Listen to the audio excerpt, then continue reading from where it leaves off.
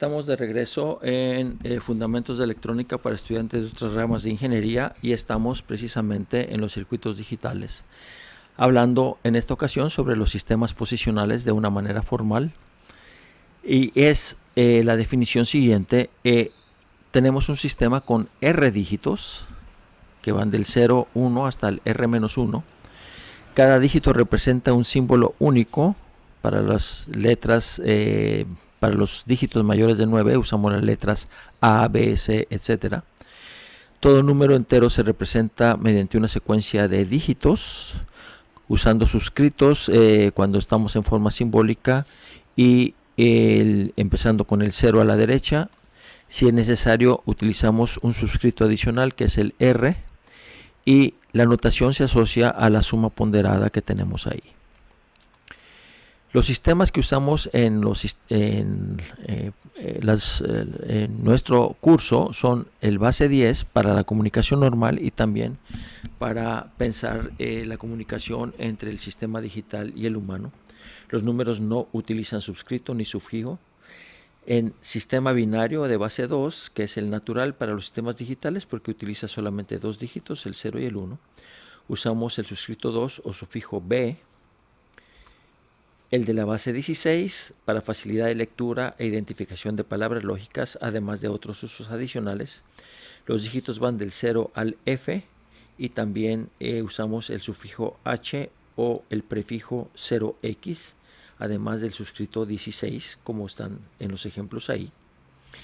Y la base octal, que se usa poco ya, es algo así como un legado de la electrónica en sus inicios, utiliza los dígitos del 0 al 7 y utiliza el sufijo Q. Todavía lo podemos encontrar en las calculadoras y en muchas computadoras, casi todas, y la mayor parte de las calculadoras científicas, no todas, pero sí muchas, así como todas las gráficas, tienen estos 4 bases como alternativa de uso para los números enteros.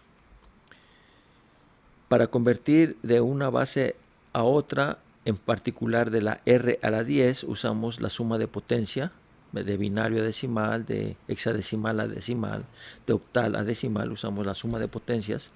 Si lo queremos hacer a la inversa, entonces usamos las divisiones sucesivas, como lo hicimos en el video anterior. Debo aclarar que la introducción de la base 8 y la base 16, entre otras cosas, es precisamente para no pasar a través de la base 10 para nuestras aplicaciones.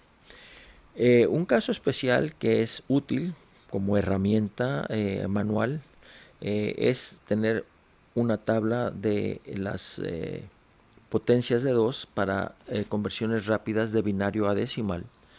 Y como la vemos aquí, que va del 0 al 7, es decir, para bytes. Y tomamos como ejemplo este byte que está aquí. Lo que nosotros hacemos es colocar los números, puede ser mentalmente, todo esto se puede hacer mentalmente, y entonces simplemente sumar aquellos potencias que tengan coeficiente 1, 128 más 32 más 8 más 4 más 1, 173. Como veremos también más adelante, lo que hacemos es estos últimos 4 los hacemos más directos. Cuando queremos escribir en orden los enteros, ¿verdad? Lo hacemos de igual forma que como procedemos en el caso decimal, es decir, empezamos del 0 al 9, luego terminamos y aumentamos el dígito a la izquierda, que aquí lo podemos pensar en 0, en 1, hasta llegar al 1,9, luego al llegar al 9 pasa a 0 y el de la izquierda sube, y así sucesivamente hasta llegar al 99.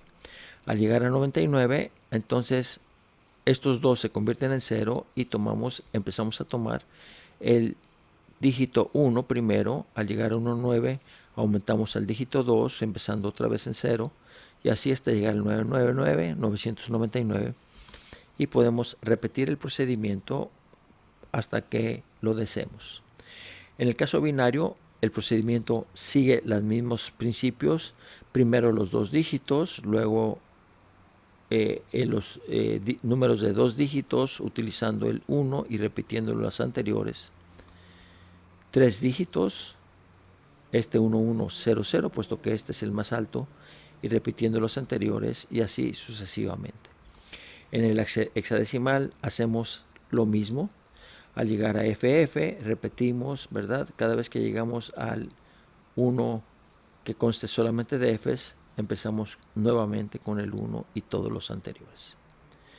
Vamos a ver este ejemplo. ¿Cuál es en base hexadecimal el número que sigue después de 32,4F9? Pues bien, pensemos que los dígitos hexadecimales son del 0 al F y el que sigue el 9 es el A, de manera que lo que tenemos es 324FA con la misma lógica que tenemos en el caso decimal. Si tomamos el 52FF, bueno, nuevamente los dígitos llegan hasta F. ¿Qué hacemos ahora? Pues lo mismo que hacemos con el caso decimal, y tomamos aquí la analogía, cuando llegamos al máximo, lo que hacemos es aumentar el dígito a la izquierda y empezar nuevamente con el 00. Y ahí tenemos el 5300H. Aquí tenemos una tabla muy importante, muy útil, ¿verdad? Que vamos a utilizar en un momento más y que yo recomiendo que la aprendan prácticamente de memoria.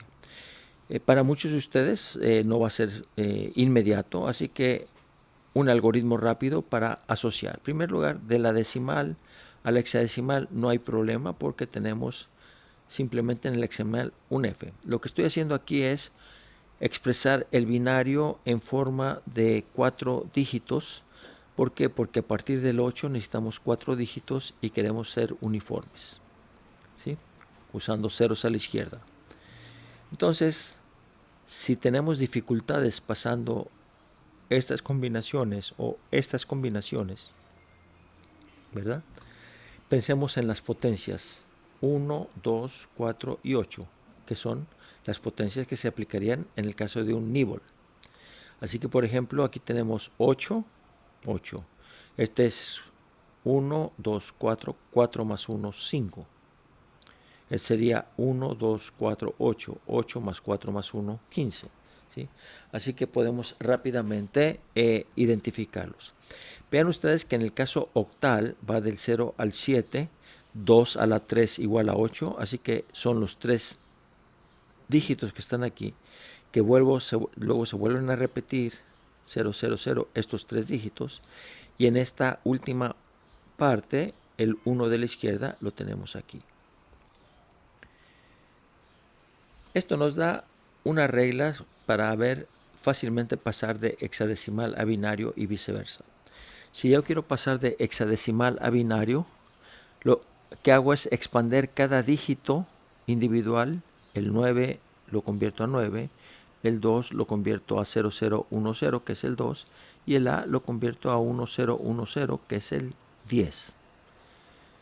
Aquí tenemos otro igual. En la fórmula final podemos, si es necesario, eliminar los ceros a la izquierda o no, dependiendo de lo que estemos haciendo. Si lo queremos hacer de binario a hexadecimal, procedemos justamente en sentido inverso. Agrupamos de 4 en 4 a partir de la derecha. Aquí tenemos este número binario y a partir de la derecha agrupamos de 4 en 4. Aquí agregamos un 0 a la izquierda que puede o no ser necesario dependiendo de lo que ustedes quieran hacer, y cada grupo lo identificamos individualmente 5B. Estos conocimientos que hemos adquirido nos permiten trabajar más fácilmente con las palabras lógicas. Podemos usar la notación decimal para nombrar una palabra lógica independientemente del significado que tenga la palabra lógica, es decir, no nos interesa qué significa. Así, lo que hacemos es pensar la palabra lógica como si fuera, que no lo es, un número binario, y encontrar el equivalente. 16 más 4 más 2 me da el 22, ¿verdad?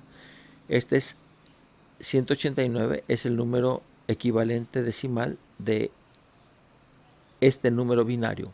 Recuerden, no es un número binario, es una palabra lógica, pero si lo pensáramos como binario, su equivalente decimal sería 189. Así que lo nombramos con la palabra 189. Un ejemplo que tenemos todos los días, que ustedes ahora por favor presten atención, cuando en los servidores, en otros equipos, cuando abran un navegador como el Explorer o como el Chrome, ¿verdad? Vean ustedes que a veces aparece rápidamente una expresión con 4 números que van de 0 a 255. Cada uno de estos 4 números representa en realidad un byte. Aquí está el byte. ¿Sí? Aquí está el byte correspondiente al 250, al 8 y al 165. Esto es la dirección, estos son 32 bits que representan, perdón, sí, 32 bits que representan a la dirección de un servidor. No tienen nada que ver con que sean números. Así que usamos esto simplemente por la comodidad de nombre. Ventaja que se observa y se aprecia de inmediato. La desventaja de este método es que yo no puedo decir qué valor tienen los bits en particular. Y es ahí donde yo puedo usar, en lugar de una notación decimal, una notación hexadecimal. Y entonces convertir esta palabra lógica a un equivalente decimal pensándolo como si fuera número. Recuerden, no es un número, es simplemente un nombre que damos independientemente del significado para facilitar la representación. Van a ver ustedes más adelante que no solamente facilita la representación, también las operaciones y los casos muy complejos. El número de bits de la palabra representada por un número hexadecimal no tiene que ser un múltiplo de 4. Este es múltiplo de 4, 16, pero este no, son 15. Y sin embargo, cuando lo convertimos a hexadecimal, tienen la misma representación, ¿verdad? Así que al dar una representación hexadecimal, ustedes tienen por fuerza que saber el número de bits que están manejando, y esa es una información que deben tener por separado. En el próximo video vamos a estar haciendo aplicaciones también de estos principios teóricos que hemos visto hasta hoy.